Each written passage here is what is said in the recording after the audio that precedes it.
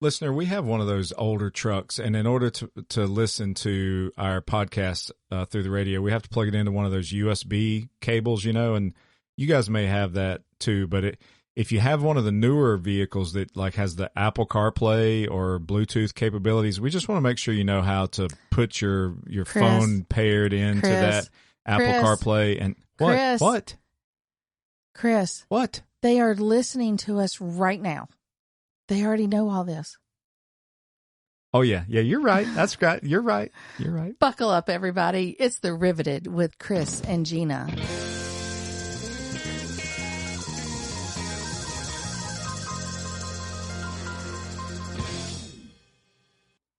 Gina, I like these evening recordings. Me too. I mean, it's chill, we're hanging out. It's kind of, the sun's going down. We're just chilling. Make a cocktail or two and we're just sit back and have a nice conversation with some friends. Yes. I like that. I like it too. And so we had some listeners raise their hand and say, hey, they were interested in coming on the podcast. And all we had to see was the name of their socials. And we're like, yep, we'll have them. And we can't wait to learn so much more, right, Gina? Absolutely. Check out this cool name, everybody. Adventures with Rampage. That's all we needed to hear. Dun, dun, dun, dun. So we can't wait to hear a whole lot more and get to know them. And thanks for raising your hand, you guys, and saying, hey, come talk to me. Yes, their names are Alyssa and Michael McFarland. Can't wait to chat with them. And so welcome to The Riveted with Chris and Gina, you guys. Thanks for having us. Thank you. Yes. And so we made a cocktail beforehand. I don't know if you have one, but we'd like to raise a glass to you and say cheers. Yeah. Cheers to being on the pod. Cheers. What a great evening. It was almost us spilling our drink, and we're early into this. We don't really carry glass, so we chink our plastic. Oh, same with us. Yeah. Clink. That's what we do. It's a clink. Yes. It's like a muted clink, but it gets the job done. So welcome you two, and we're excited to chat, and so happy that you're a listener and that you wanted to come on the podcast. So and we like doing these evening recordings, like we said. Yeah, these are fun. So thanks for the time slot. Because Chris is awake and by this time. That's not Gina. Come on. Well, I mean, the early morning ones are hard for you, honey. Yeah. So tell us, like, where are you guys from, and what's it like, or what was it like for your entry point to say, hey, I think that we want to have an Airstream added to our life. So what was that like? Let's see, Alyssa, you want to get us started? Sure. I'm originally from the Denver area in Colorado, and Michael is originally from Tallahassee. He moved to Colorado roughly 20 years ago. He'll tell you that we met because he ordered me, which is sort of correct. I ordered her online. Right. All right. Yeah. So we actually met through eHarmony. Oh, yeah.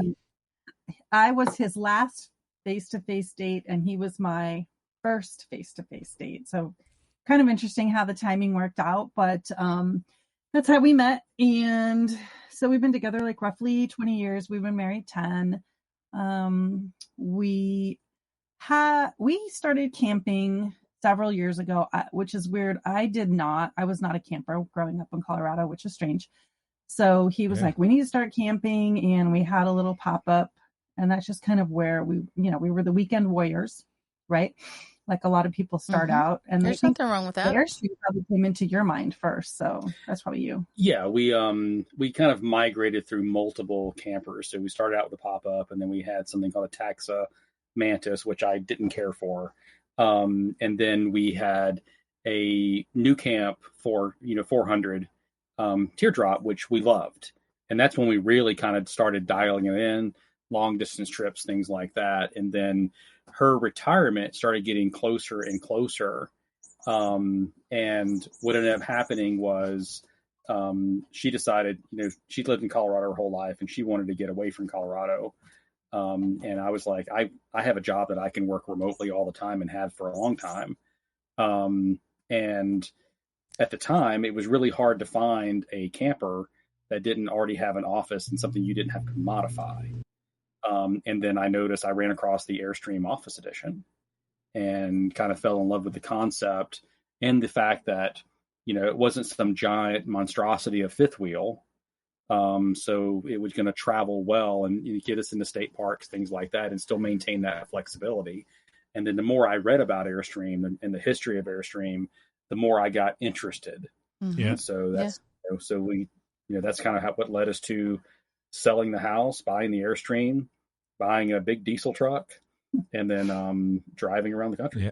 So like you had not really had any significant brand awareness of Airstream prior to deciding to get some type of camper, and then you just did your kind of customer due diligence to see what was out there. Correct. It started out with what was I looking to use it for? That was step one. And then I ran across I think everyone knows about Airstream. It's a very iconic brand. Yeah. And so I knew about Airstream, but I didn't know a lot about Airstream, if you understand the difference there. Yep. And so the more I read, the more I understood and the more I liked it. And then once I started looking at them, I knew it was the right direction for us because anytime I looked at something else, I always would go back and, well, it's not as good as the Airstream here. It's not as good as the Airstream there. Mm-hmm. And I would look at the fit and finish problems that I would see with other campers. And I was like, okay. And I kept coming back to Airstream. So then I was like, I'm not real sure why I'm looking at anything else anymore. Yeah. And so that's what kind of led us here. And I also knew early on, we decided to go full-time in an Airstream kind of very early on as part of the process. And I wanted something that I thought was really more suited for that. And the constant use and the ease of maintenance, things like that. And Airstream checks a lot of those boxes. Yeah. Well, that's true. But that was, we weren't looking to go full-time, but we went full-time right after getting our Airstream. We got hooked. Oh yeah. Like we couldn't not do it at that point. But anyway, that's one of the reasons why we purchased an Airstream too. I just wanted to reiterate what you said about the ease of the Airstream. Like we don't have slides. We don't have all the automatic jacks and all the stuff that could possibly break. I mean, it's really nice and easy to use. Yeah. Well, and we did a very similar process to what you just described too. It was like the first thing we ever laid eyes on was an Airstream. Then we went and looked at a lot of other things, and we culminated that by going to the Tampa RV Super Show the year before we ordered our Airstream, and we looked at pretty much everything, and we went back and forth and back and forth and back and forth. And well, one of the things too was the price, because we were like, gosh, we could get this for that same price, or we could do this, but in that back and forth process of the pros and cons and stuff, it made more sense. Okay, so we live a life where we say, buy a filter or be a filter. So with the Airstream, or with the RV, I should say, it was either you buy one that, you pay a little bit more up front, but you don't have all the maintenance on it, or you buy one that you're constantly having to repair or fix. Yeah. Right? That's true. Yeah. That's 100% correct. I mean, the phrase, I'm sure you probably heard this before, kind of the buy once, cry once is how I looked at it as well. Like it was definitely quite a bit more expensive compared to some other campers the same size. Yeah. But I also have had very few problems. The maintenance on this is very easy. And if you do have problems, it's easy to repair. Mm-hmm. And the biggest thing is don't be afraid to try stuff. I mean, I helped a guy at the caravan that was really struggling with, he'd never used a rivet gun before. I was like, oh, dude, if you're going to own an Airstream, you better know how to use a rivet gun. You better learn fast. And so I took my rivet gun over to his camper, and he had like 7 or 8 rivets that were missing. And I went through and showed him how to do it. And, he realized, oh, that's not a big deal. I'm like, no, it's not a big deal at all. It's actually pretty simple. Yeah. I think that I may have said the exact same words you did. You mentioned it a second ago about how, why are we even looking at anything else? Right. I really think that I said that out loud to Gina in Tampa when we kept going back and forth. And I think we ended up saying when we were words. In the back 40. Yeah. That's when you said it. And I'm like, oh, now we got to walk all the way back up to front. the front. Yeah, that's true. Yeah.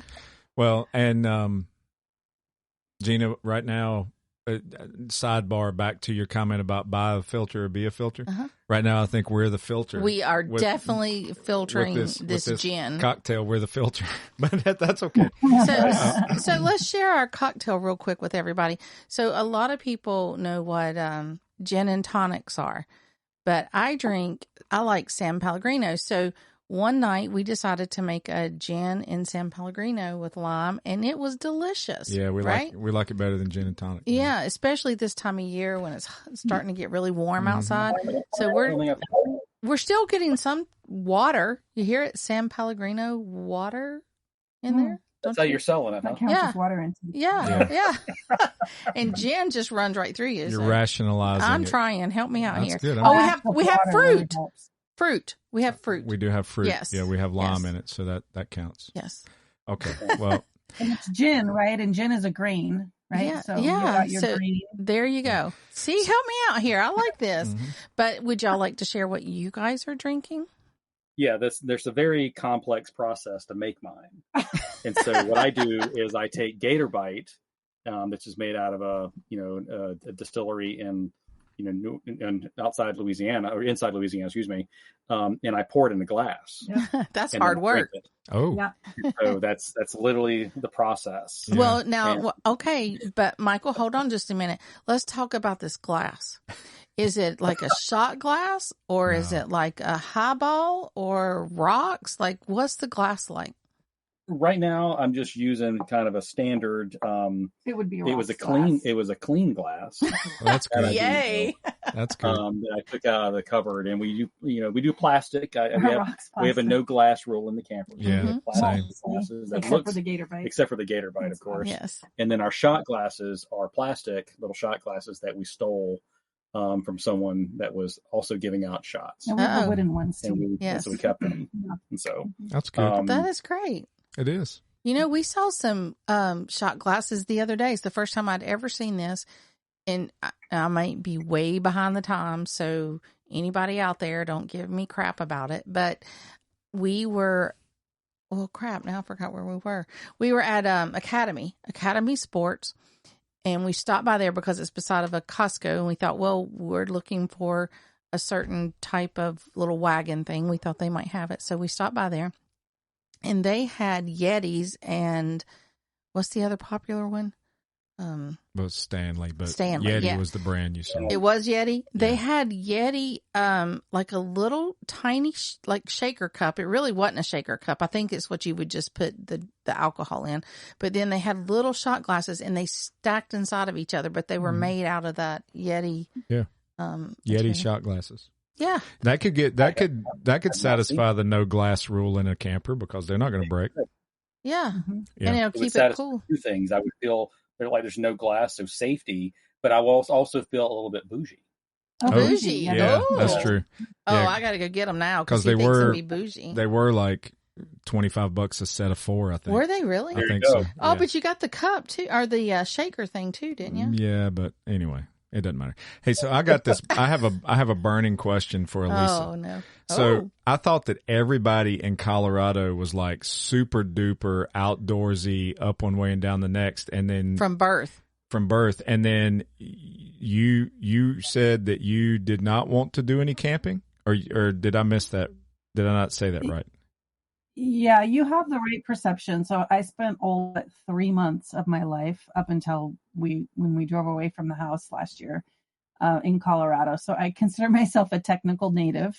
It's not my fault I wasn't born there. I was born overseas. I see. But there is this perception that everyone in Colorado is like uber healthy and everybody goes out and hikes all the time. And I think that probably is fairly accurate unless you think about people in my age category. So, in like the 70s when I was growing up, like not everybody went out and did camping. We skied when I was growing up, but I don't ever remember us going camping when I was growing up. We took one road trip to Montana to Glacier, but we didn't camp. So when Michael and I met, and he was just very outdoorsy by nature, and he's like, where do we do this? Where do we do that? Where do I go fishing? I'm like, I have no clue. Yeah. So I wasn't good for that, but I definitely learned pretty quickly that if I wanted to continue any type or form of relationship with him, I needed to learn how to camp and how to fish primarily. Yeah. And so it sounds like it was his idea primarily to head towards an Airstream, but you didn't go down that path fighting, like you went along with him and like, this is awesome, can't wait kind of stuff. Well, it's really interesting. He does a lot of research before he even says to me that he wants to do something. So when he first said, "Hey, I think I want to get like a camper," I immediately knew that like this had already been churning in his mind for, I don't know, a year. Is that Probably. Right? But what happens ultimately, with the exception of this one, is I kind of sort of get to pick. Yeah. Okay. So I do no research. None. Nada. No, he doesn't. Yeah. It is all Chris. Yes. I was waiting for months and months and months. Yep. Same and months. Yes. I was waiting for Gina to make a snarky comment whenever you said that, because she looked at me and because I do the exact same thing. And I mean, Michael, you and I could have gone through 3 rigs by now. Very similar, evidently, in that respect, because I do a lot of research as well. And so, yeah, that's cool. Well, I mean, it is one fun. Thing I was going to say, there's one thing that she did say that I made sure that I had in whichever model we looked at. Her biggest concern with Airstream was she wanted to make sure that she was in one that had lots of windows and lots of natural light.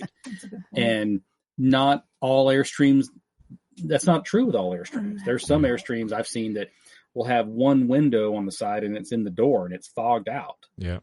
And so I made sure one of the things, I needed the office because I didn't want to be taking up and down. So that was a non-negotiable for me to begin with, but I could have been flexible. But what made this one really shine is this thing, it's covered in windows. Yeah. I mean, there's a lot of light coming in this thing without turning. We rarely ever turn the overhead lights on during the day or even in early evenings, because you don't have to. Yeah. Same way.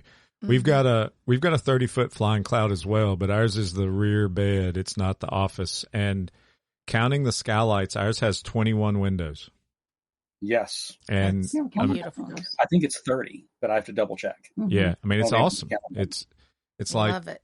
That's, and for us too, when we were doing that back and forth, the thing that Gina and I really liked, the windows were one main thing, but, we didn't want something that looked like somebody's living room.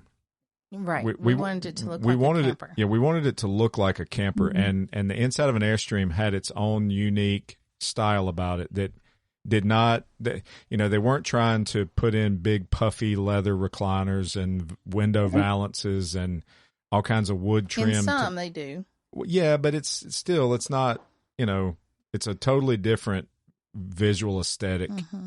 And when you combine that with all the windows, and especially you hit it on a good weather day and you open all the windows up and everything. It's like being outside. It's like being outside. Where did you get yours? We got it out of Tampa. Yep. Oh, cool. Mm-hmm. Yeah. Okay, so switch topics real quick. Tell us all about your cool social media / YouTube / tell us about the name. I want to know all about the name because it's such a unique, awesome name, I think. I'm going to say that we are also in the future, so we learned a valuable lesson. Oh. So cool. You're going to make fun of us when we start telling the story because you're going to think, oh, you guys should have known this. So anyway, we had a cat. Her name was Gert. And she lived, 22 years? Is that right? 22 So years. she was on up there. Anyway, she was gonna pass away pretty soon. And a friend of mine who lived in Colby, Kansas, had a couple farm cats that both had babies at the same time. So she called me up and said, for the love of God, please come get some cats. That's what she told me because she knew I was going to want another cat. So we ended up getting 2 cats. And because Alyssa and I had not had kittens for a very long time, we forgot what having kittens was like. And so we decided we were going to go camping in Montana. And instead of taking them with us, we hired a pet sitter. And they were like 4 months old. They're 4 months old. This pet sitter, let's just say, was not very good. Oh. Without going into detail, they were not very good. And they were not really watching the cats very well. And what happened is by the time we got back, they had ripped the blinds off the walls. There was a potted plant in the living room that it looks like they had taken apart and then drug around the house by the roots. Oh my gosh. The couch was trashed. The floor was trashed. I mean, was the pet sitter ever there? It doesn't seem like it. I can't believe they survived it. But these two cats together had systematically destroyed the house. Wow. And at 4 months old.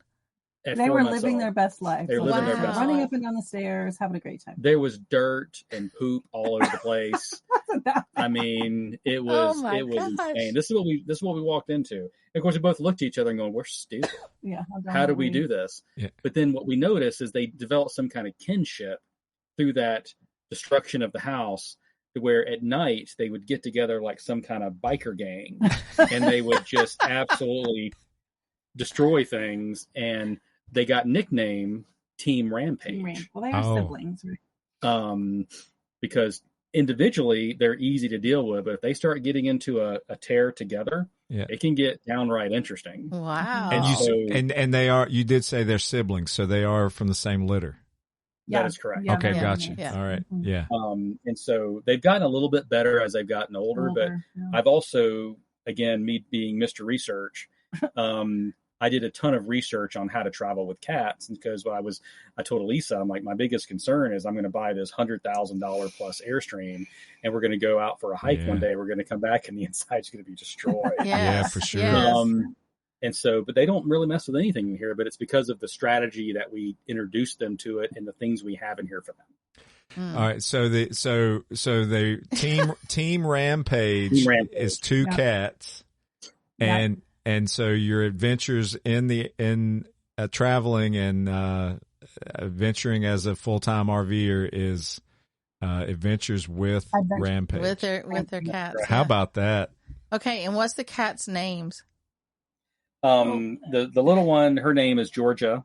And the big one, when I say big, 25 pounds big. Whoa. His name is Gary.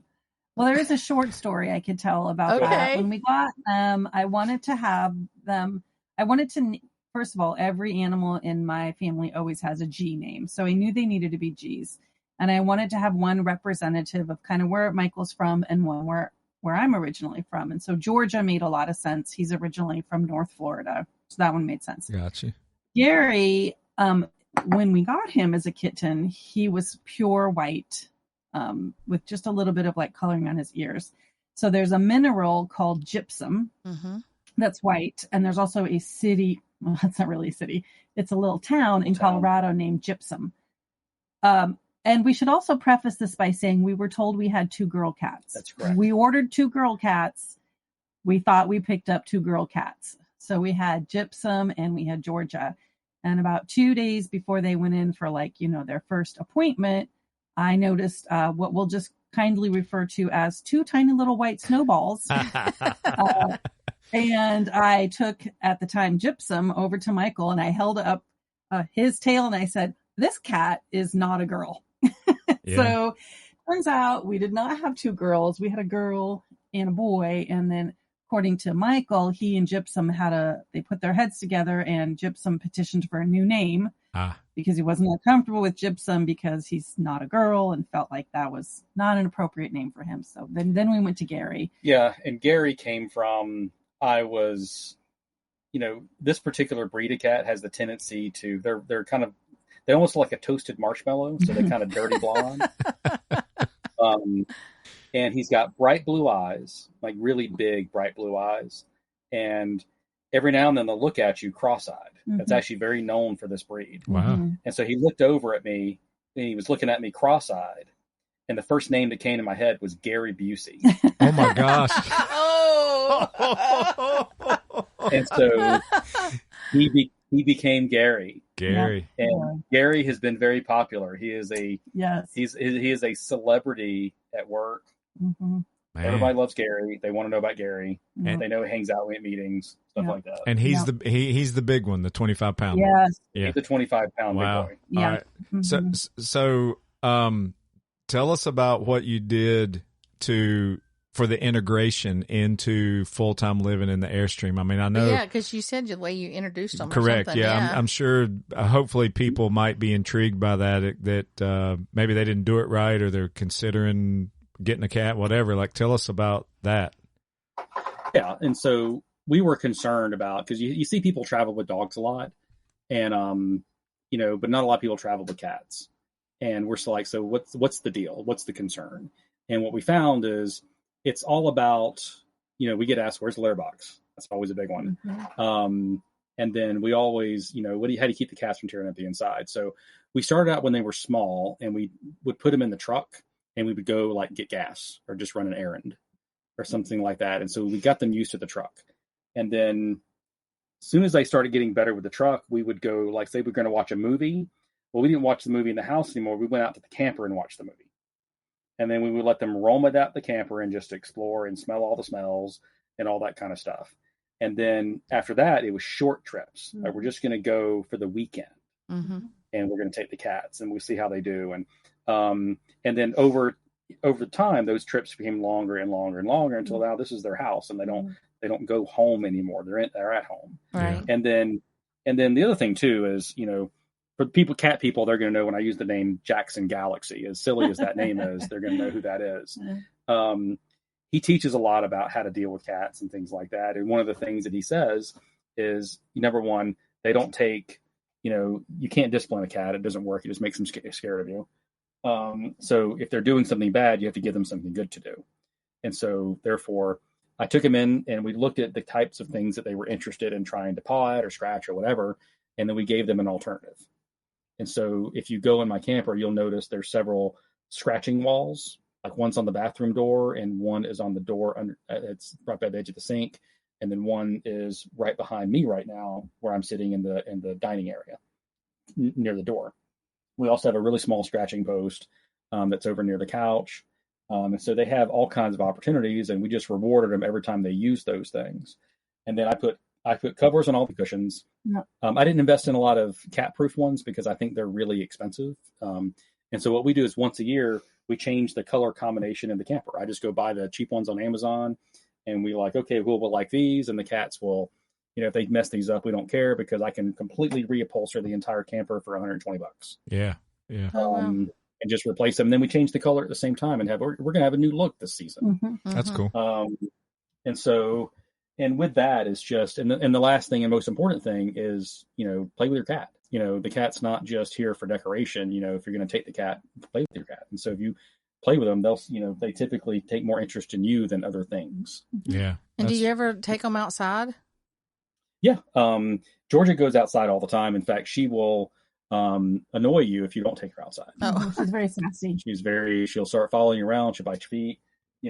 She wants to go outside. Yeah. Gary, not interested.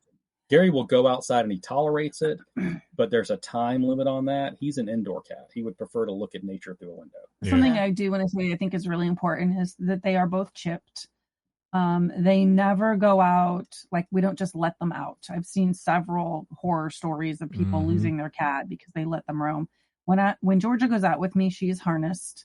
So they are chipped. The collars that they wear all the time have their names, the phone number, my phone number, and their chip number. And then when I take her out in the harness, she also has an additional collar that has a GPS tracker on it. So we have several layers, of protection. And then we have what we call the catio, which is what we use on travel day. But also it's big enough. I set it outside and then they can sit outside in it, but it's all zipped up and secured. Mm-hmm. That's cool. That is good.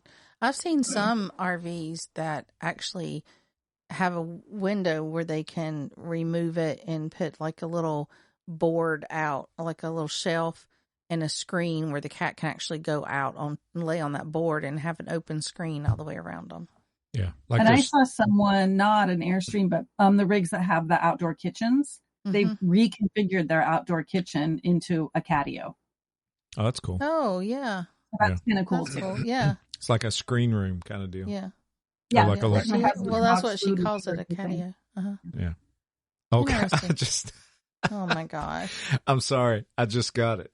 Catio is like patio. Oh, my gosh. That is an Welcome to the amazing party. Hey! Yeah. Woo! Cheers, baby. Well, I had to hear it a couple times to let it sink in, but yeah, Catio. Yes. I wonder who is the marketing genius behind that. That is awesome. Oh, sorry, you guys. Now, It is that takes really? him a minute. No, hold on. Now, Alyssa, did you come up with that? Are you just calling it that, or is that like what its marketed name is? Oh, it's not marketed like that. Oh, That's no, just what we call. I We would call say- it, but it's not branded as a Catio. No, not branded That's that the way. But question. if you do a Google search for Catio, you're going to find Oh, okay. websites All right. So at that least have cat-related Catio items. Okay. Yeah, and his mom screened in her back patio, and we call that whole area the Catio. okay, gotcha. I like it. I dig it. Oh, my. Catio. That's awesome. Well, Sorry, you guys. It we- takes him a minute, well, I heard her say it and reference it, but then I had to. but you didn't get it. You Yeah, were but- probably sitting there contemplating in your head. What is she saying I got exactly? it. I got it now. Mhm. I got it now. Say Catio? Yeah. Did you hear Michael? He said, "Welcome to the party." Yeah, he did. Yeah, I like it. Yeah, awesome. Well, I'm intrigued because I mean, Gina and I don't travel with pets, and we. I travel with you.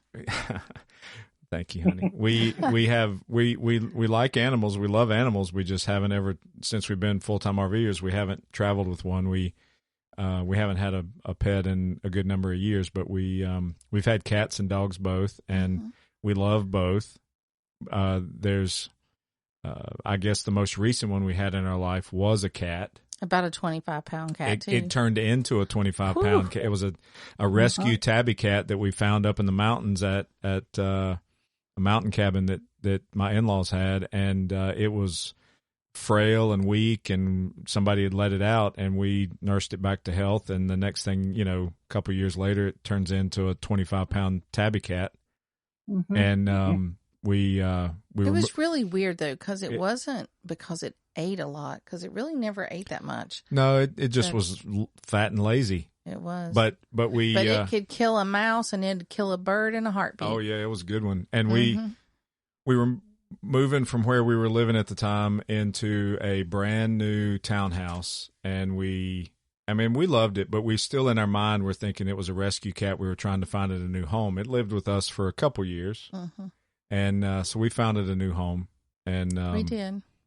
I like the way that you took your pets, your cats, and you introduced them to this lifestyle slowly and to the rig slowly. And it wasn't like you just said, "Oh yeah, then we're going to take the cats with us," and then the day you leave, you throw them in there and you go down the road. So I like that you took the time to do that, because I don't know that people.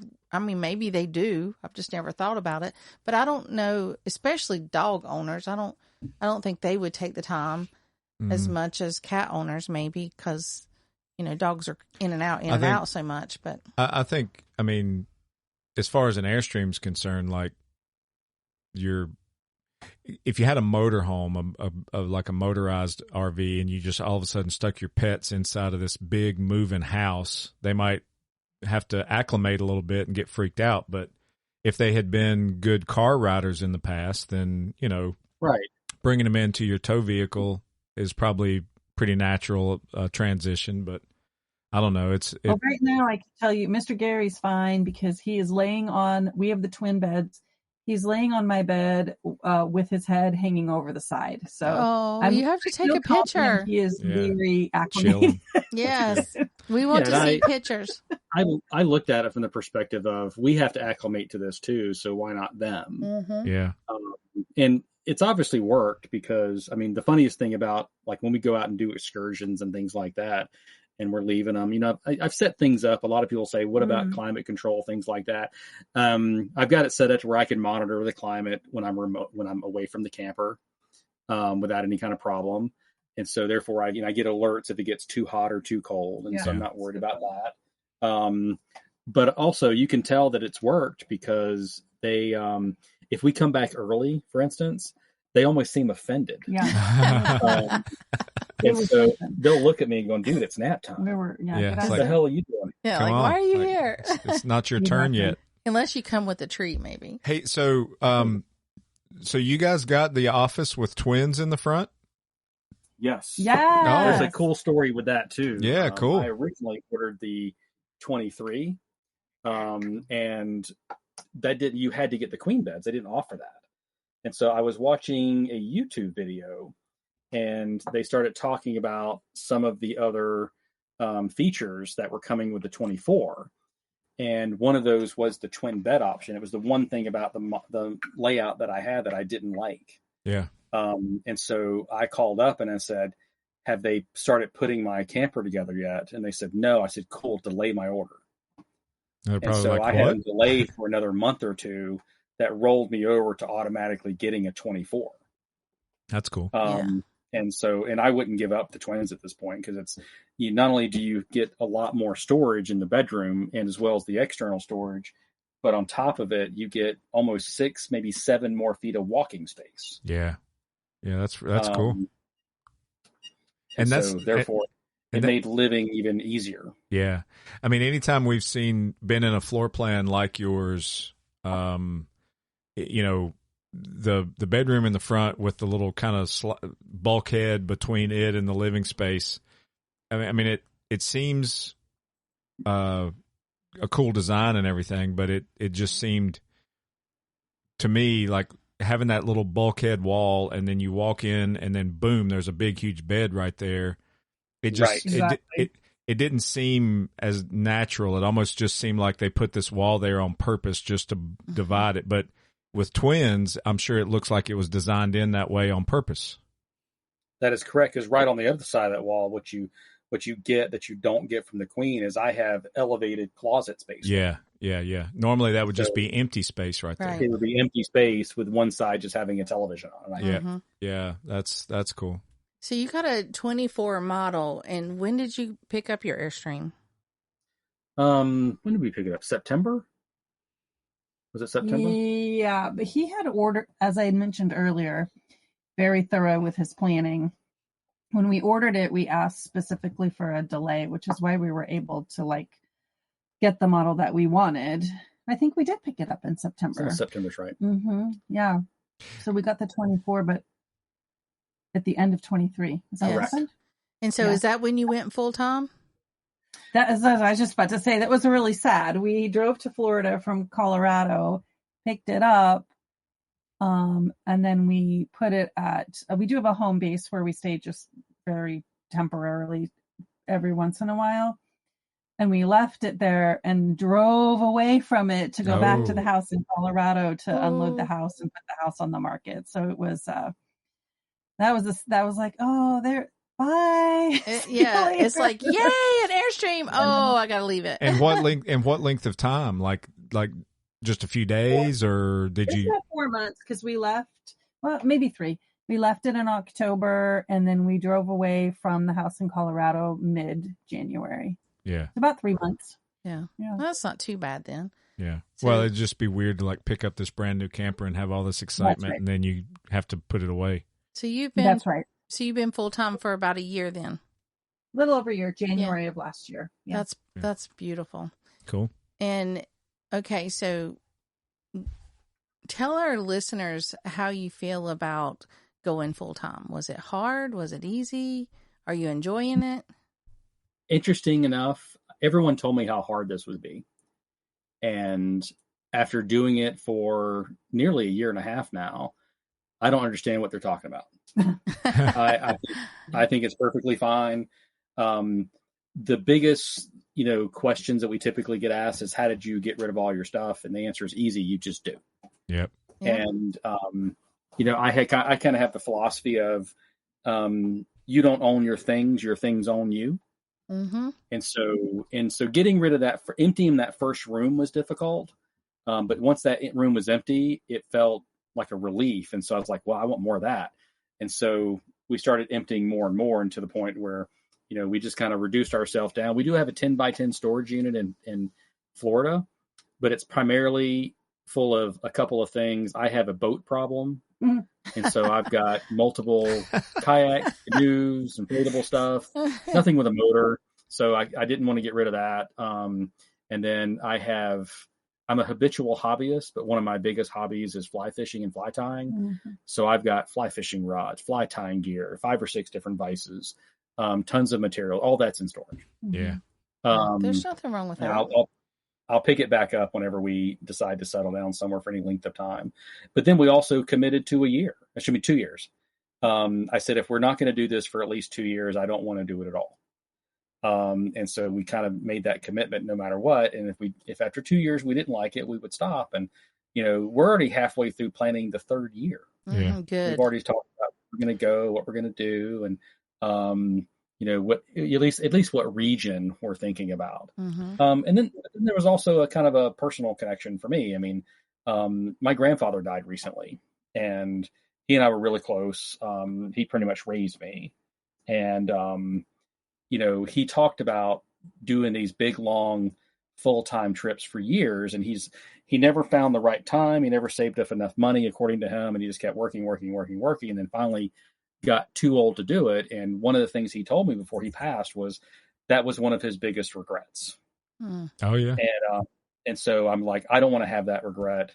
And so she and I started talking about it even at that point.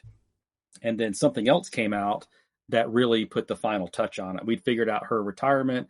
We figured out the camper. We figured out what we were going to do. We committed to 2 years. And then suddenly something called Starlink came out.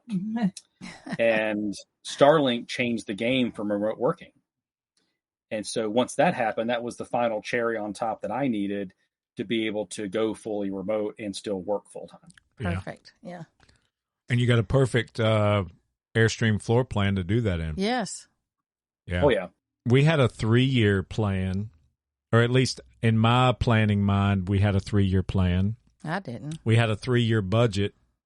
Maybe. And then we're approaching year 8 right now. Yes. Yeah. Wow. So we're no exit plan.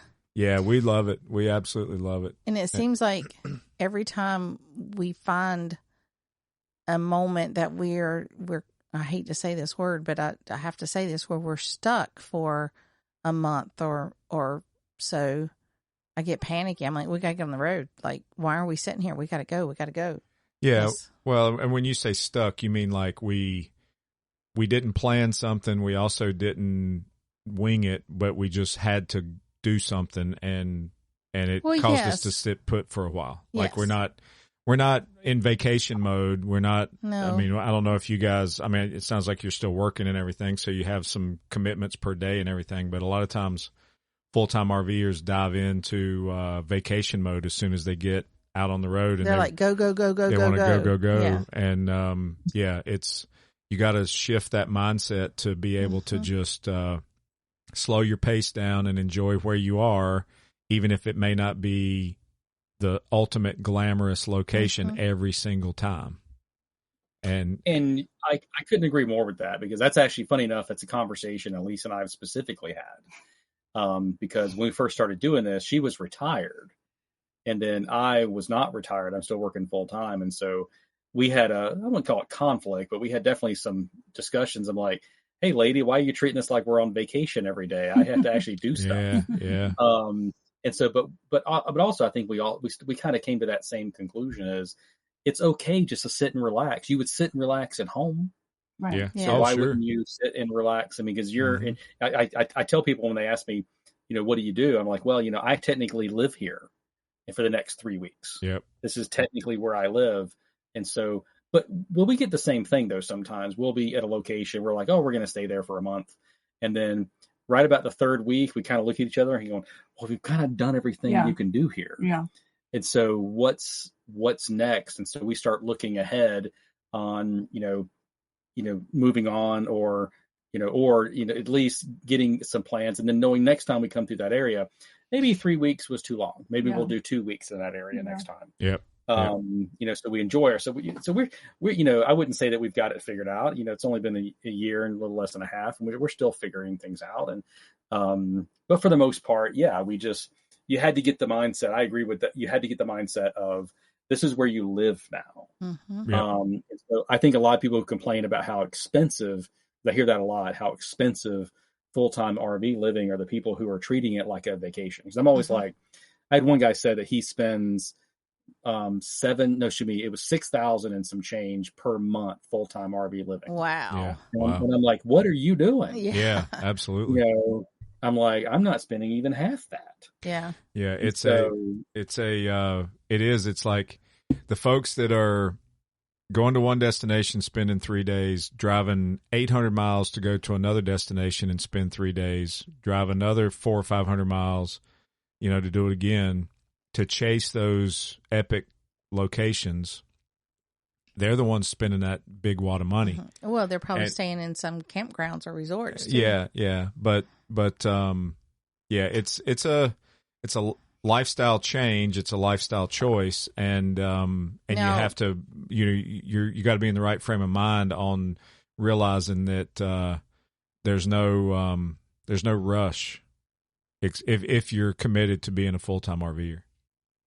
Oh yeah, and the thing is too, I think what you find interesting evolves. And so, like, initially it was, national parks, which we still visit national parks, don't get me wrong.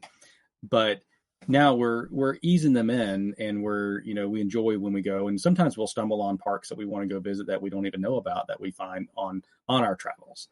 Like there's one here because we're in Blairsville, Georgia right now. And there's one here that we discovered last time called Vogel State Park. Oh, State Park. It's amazing. Yeah.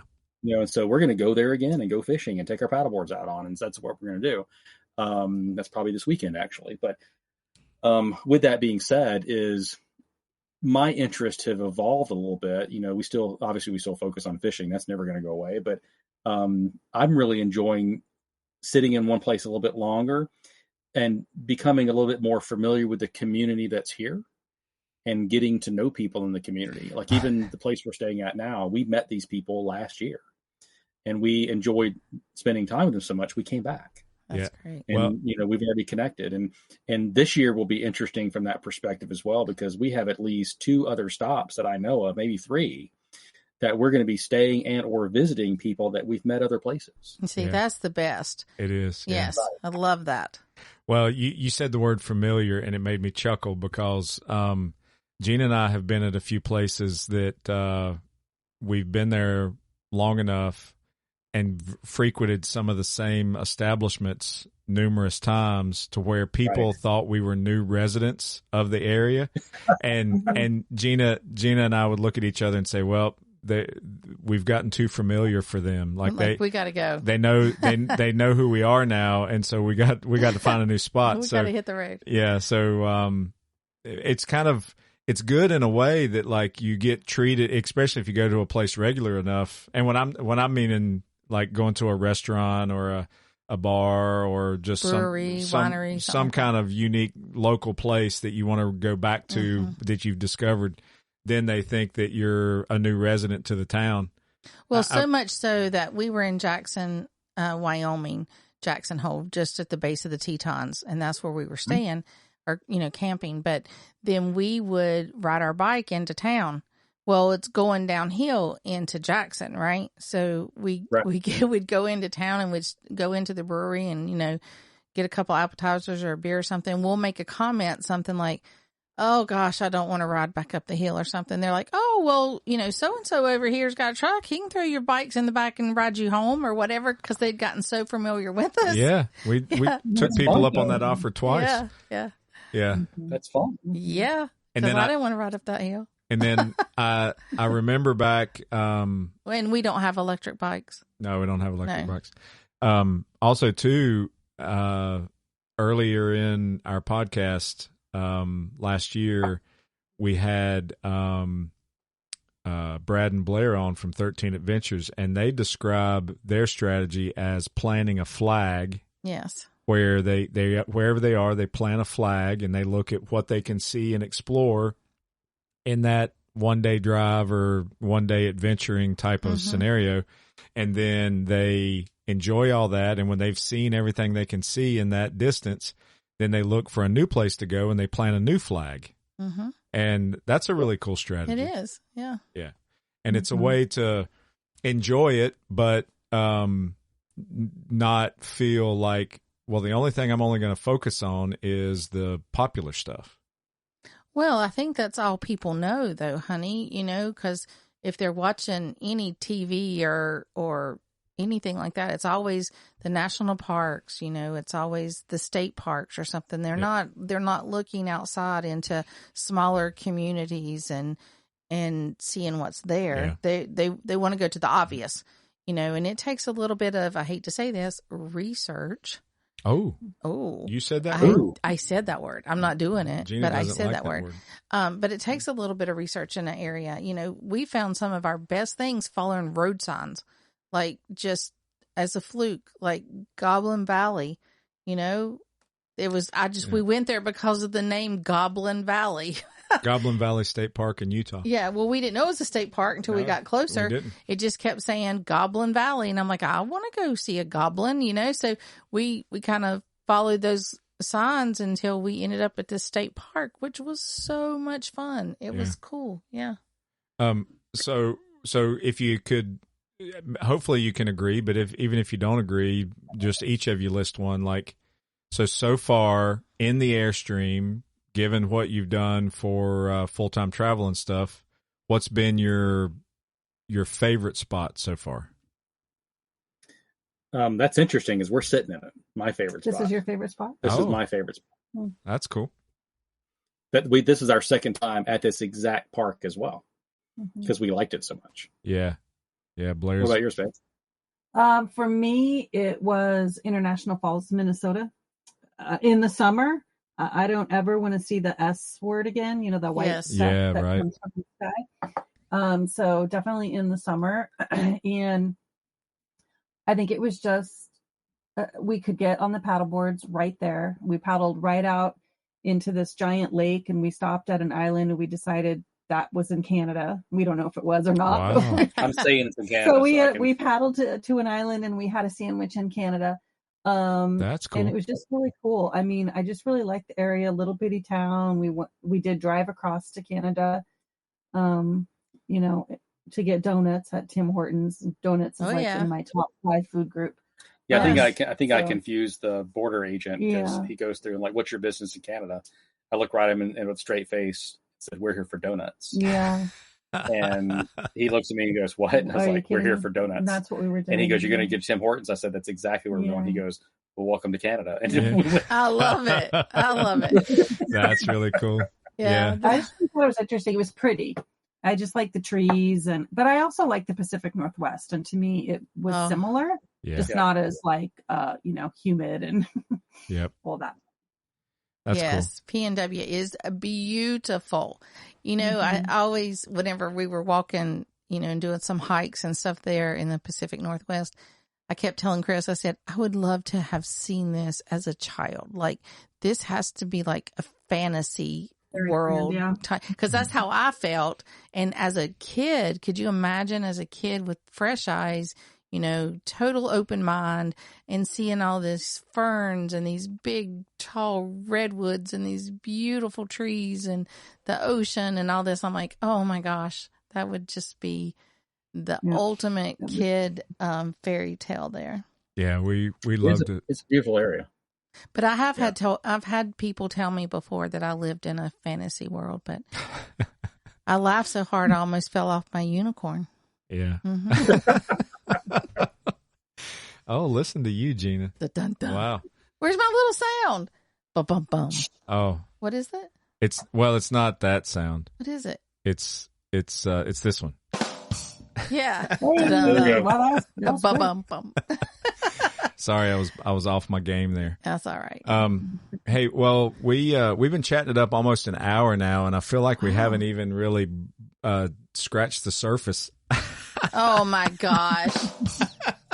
Oh, so you play it for you. I see. Well, it was fresh on my mind. I need to know where I can get one of those little scratching posts for Chris. No, you hit the wrong button. What the sound you should have heard is. Oh, he got that. He did. You have that. Do that one. I don't have that one. Yes, you I thought do. it was a cat reference. Scratch the surface. It was. It was very much a. See, I got it.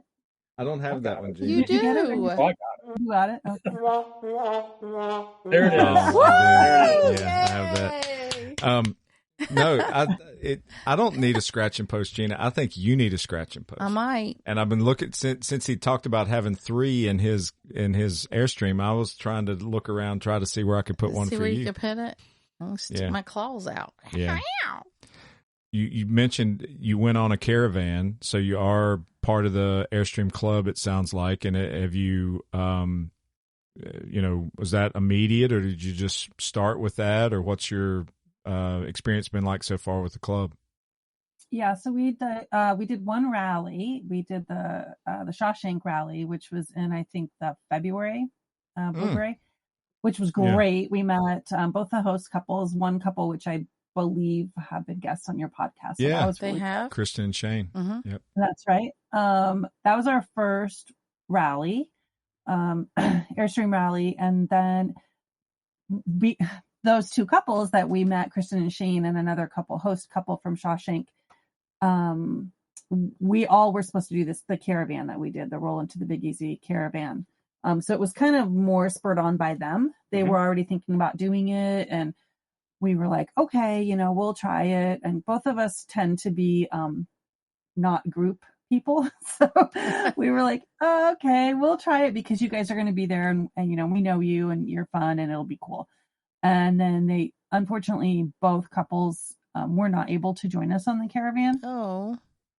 But we did meet a really great couple. It's kind of something that we alluded to earlier on that caravan, and we're actually going to mooch dock with them later on in the season. They have land, and they're like, come stay with us. And then they're actually going to come and meet us at one of our stops here in June. So that's cool. We had talked about the community, right? And the relationships that you build. And clearly these three couples that I just named, we would have never met had we not made the decision to go full time. Yeah. We would have just been stymied in Colorado, and we would have never met them.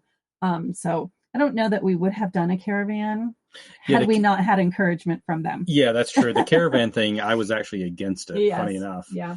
Because I was worried. I'm like, most of them aren't super inexpensive. Let's put it that way. Yeah. And I was like, what if I pay all this money and I'm camping with a bunch of people I don't want to hang out with for 2 weeks? 2 weeks. I'm like, what happens? What do you do then?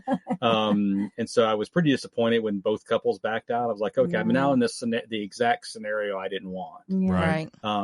And so Rodney and Maggie saved that caravan for me because we met them the first night, and I really liked both of them. Yeah. And we ended up hanging out with them a lot, sharing Ubers, and we just visited New Orleans together and just really hit it off as a couple. And those are relationships I think will have a long time.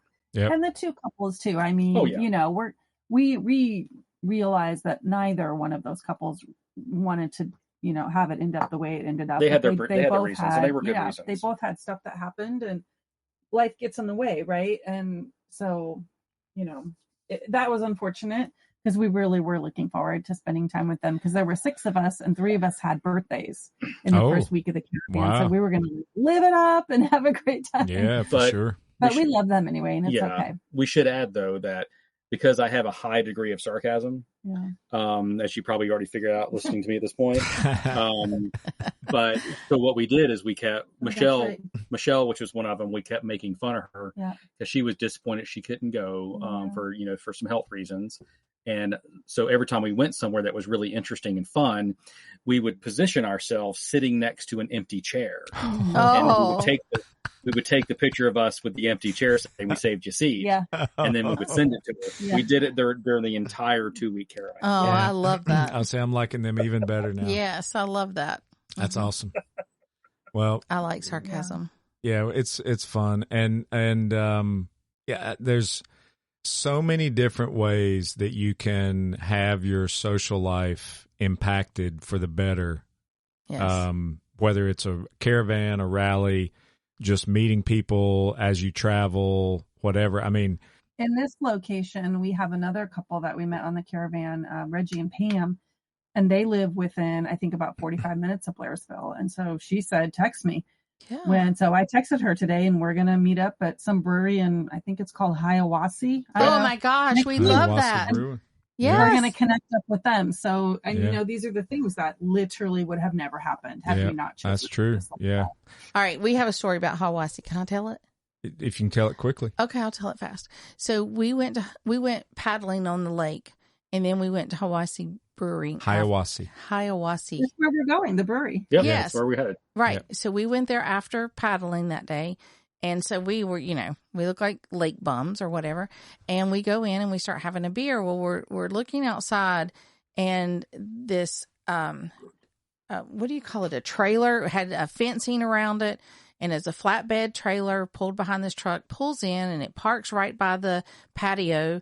And they set up this little tent and stuff the whole time we're eating and drinking. And then we're like, okay, we got to go see what's going on now. We've had a couple beers, and we go outside, and guess what it was? You're never going to guess. It was goat yoga. That's pretty good guess, but no. Close, but no. It was axe throwing. I'm like, hold on just a minute.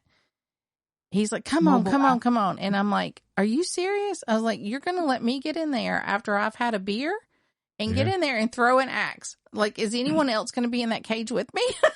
Yep. And they're like, no. Aren't you supposed to be drunk when you're throwing out? Right, I guess. But anyway, we had so much fun. Yeah, you had to definitely sign a waiver for sure. But that's our kind of fun. Waivers and hard hats all day. Yeah. It was fabulous. That's the joke she has on me is everywhere I go, it's waiver. If there's a waiver and a hard hat, I'm in. Yeah, yes, I like it. Well, it was a blast. I mean, it was a independent guy, that came, and the brewery had him come and set up, and it was a blast. And Gina was better than me. I really was. She was nailing it. Yeah, I was hitting it right in the center, and the guy's like, "Have you done this before?" And I said, "No, but I sure am having fun." Yeah, it was. I didn't want to get out. Yeah, it was great. That's awesome. Yeah, that Hiawassee, and when we were there, they had not done their expansion yet, so they've got a even nicer outdoor patio and everything. That's a great brewery. They got some good beers. Yeah. We used to have a sticker in there, didn't we? See, didn't we have a sticker in there? It makes me want to go, Gina. I know. We should go. We love that area. We're going to be there next Tuesday if you want to join us. I know next Tuesday. There's that top of Georgia Airstream Park is in that general area as well. And we've got friends there right now. We've stayed there before, but it's we like it. We may well, we're not going to go next Tuesday. We can't. We can't go next Tuesday. Well, we'll take a picture of an empty chair for you. Oh, very nice. Oh, he just hit me right there, very babe. Nice. Oh, man.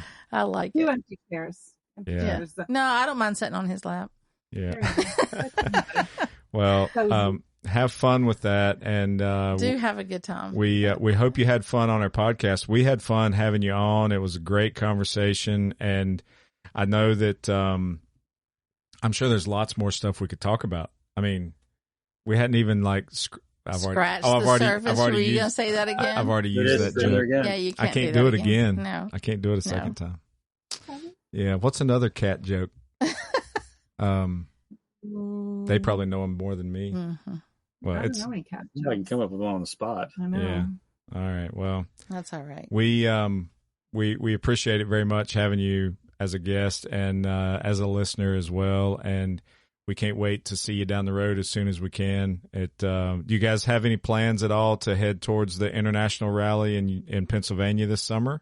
No, I tend to be a planner, so I had us all planned out before we knew about that one. Now I know where the next ones are coming up. Yeah. Rock Springs, and I think there's is it Fargo? Yeah, North Dakota. Why not? Something up there in North Dakota. Yep. But we are going to stay in the New England. We're saying far East Coast and then the New England area. Oh, there you go. That'll be fun. Cool. Mm-hmm. Yeah, we were in Pennsylvania last year. We stayed at Penwood Airstream Park. Oh, yeah. For a week, which was really, really Yeah, we've nice. done 4 Airstream parks now, haven't we? Yeah. 4, yeah. Mm-hmm. Yeah. Yep, that's cool. Well, we'll see you down the road as soon as we can one day. Hey, thanks you guys for joining us, and it was a nice chat. I had a lot of fun. Absolutely. Yes. This was a ton of fun. I appreciate the invite. I'm at a Gator Bite, so I think that we're at a Gator Bite. It's almost like when you're out of checks, yep. right? I don't have any money. Oh, darn. I'm empty too, Gina. Yeah. I mean, I'm way behind schedule. That's how good the conversation was, because I would have normally had 2 in an hour and 15 minutes. Really? Absolutely. Yeah. Well, you did good, babe. Good job. I'm proud of you. Y'all were helping me. Thanks again. Thanks again, you guys, for joining us. We appreciate it. Yeah, thanks for having us. We love it. Thank you. Yeah. See you down the road. We'll see you. See ya. How about that, Gina? They were fun. I know. I laughed so hard I shouldn't have drunk so much. Adventures and Rampage. Mm-hmm. I cannot wait to see pictures of their cats. Yeah. check out their socials, everybody. That I just love that name. I don't know Yes. what's drawing me to it. I mean, Rampage can be A rush? No, a I'm mean sorry. word, like a mad word, but it's not a mad word. No. It's cool. A couple cool cats and They went on a rampage. living in an Airstream. Mm-hmm. I You dig go on it. a rampage every so often. Yeah, I know. Well, Yeah. it's it was a lot of fun, and But this is this is what it looks like when someone reaches out and says, "Hey, I want to be on your podcast. I want to chat and share my story." Yep. And you could be too, listener. Hint, hint. Wink, wink. Hint, hint. Yeah. So send us a message to info@therivetedfox.com or go on our website, therivetedfox.com, under the Get in Touch page, and send us a message. We'd love to have you on as a guest, and we can chat with you just like we did tonight. Oh, man, I'm digging these evening deals. I know, Jen. I'm loving it. Yeah. Hey, you So- guys, thanks for listening. We'll see you down the road.